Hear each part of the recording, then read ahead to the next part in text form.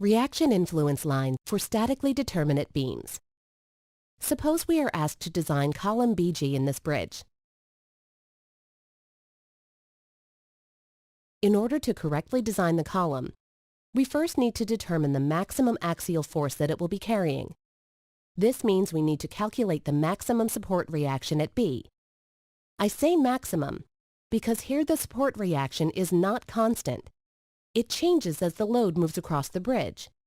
We can determine this maximum force with rather ease by drawing what is known as an influence line. An influence line is a diagram. It shows how a specific force in the structure changes due to a unit moving load. Here is the influence line for reaction at B.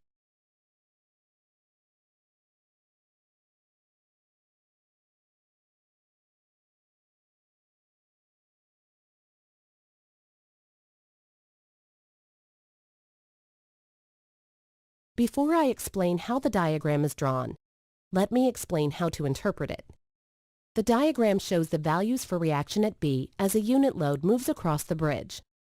For example, when the unit load is at point A, reaction force at B is 0. When the unit load reaches point B, the reaction force becomes 1. When the load is over the hinge at C, the reaction force at B equals 2. The reaction force becomes 0 when the unit load reaches point D.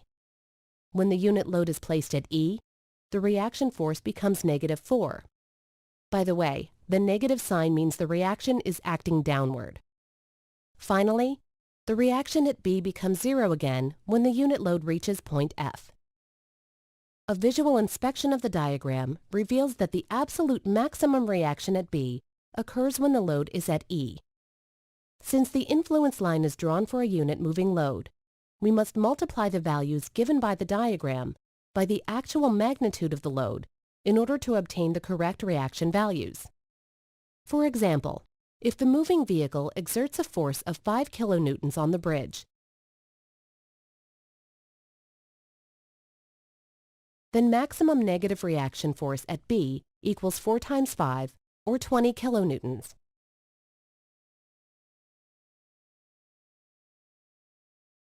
And maximum positive reaction at B is 2 times 5, or 10 kilonewtons.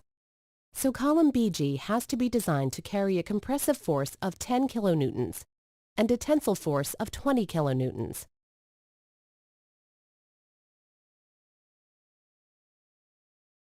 Now let's turn our attention to the process of drawing reaction influence line for statically determinate beams.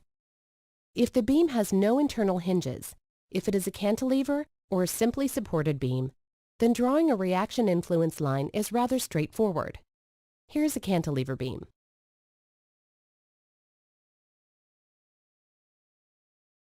The vertical reaction at A due to a unit moving load is 1. The reaction does not change as the unit load moves across the bridge. So a diagram representing reaction at A due to a unit moving load looks like this. As you can see, the diagram is a straight horizontal line, as if we have taken the beam and pushed it up by 1 unit at A. This idea of pushing the beam up by 1 unit at the support and drawing the shape that results is a convenient way for drawing reaction influence lines qualitatively.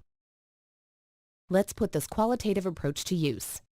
Here is a simply supported beam. Let's draw the influence line for reaction at B. To do so, we push the beam up by 1 unit at B and draw the displaced shape that results. Here is the influence line. It tells us that reaction at B reaches maximum when the moving load reaches point B. It is instructive to compare the two influence lines that we have drawn so far, the one for the cantilever beam and the one for the simply supported beam.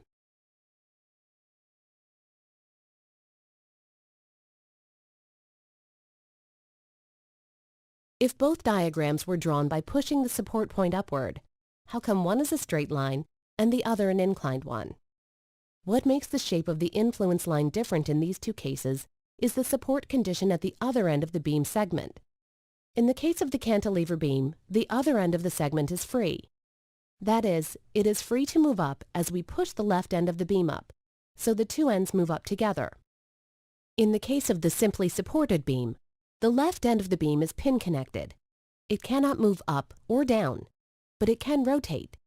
So as we push the right end of the beam up, the left end stays in place, but rotates, causing the beam to form an inclined line. Drawing reaction influence lines this way becomes even more interesting when the beam has one or more internal hinges.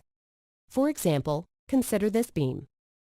This is a statically determinate beam with a hinge at B. Let's say we wish to draw the beam's influence line for reaction at A. We're going to push point A up by 1 unit and draw the resulting displaced shape of the beam. The hinge divides the beam into 2 segments.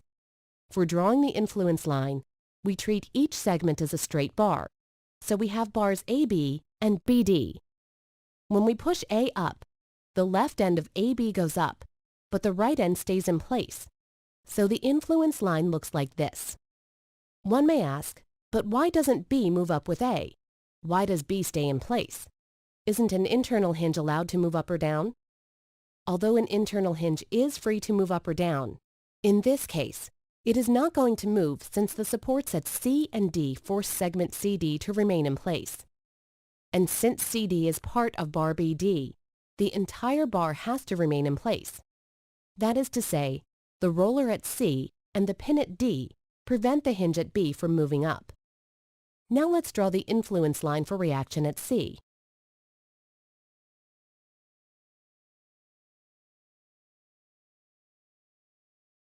We need to draw the displaced shape of the beam when point C is pushed up by a unit. Bar BD is pin connected at D and has a hinge at B. So if we push C up, the bar is going to displace like this, but only if bar AB permits it. AB does permit point B to move up as the bar can rotate counterclockwise to accommodate the displacement imposed by segment BD. Why does AB rotate? Because it is pin connected at A. Pins and rollers allow rotation, so the influence line for reaction at C looks like this. What does the influence line for reaction at D look like? We need to figure out the displaced shape of the beam when point D is pushed up by a unit. First, let's figure out how segment BD wants to displace if permitted by the adjacent segment. If we push D up, given that C cannot move, it can only rotate, then B has to move down, like this. But is this configuration possible? Does the adjacent bar permit B to move down? The answer is yes. Since A can rotate, bar AB turns clockwise to accommodate the downward movement of B. So here's the influence line for reaction at D. Let's look at one more example. Here we wish to draw the influence line for reaction at A. Push A up while keeping in mind that bar CB is not able to rotate since it is fixed at B. This means C cannot move.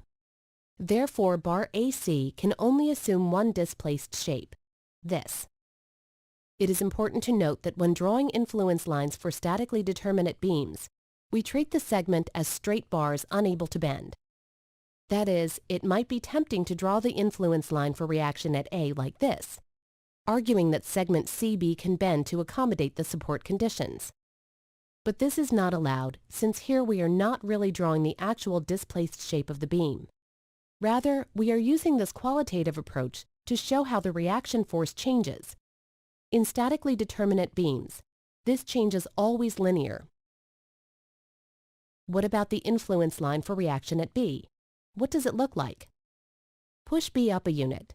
What do we get? When we push B up, C is going to go up as well, unless the adjacent segment limits the movement. But bar AC is free to move up at C, since A can rotate to accommodate the movement. See if you can draw the following influence lines.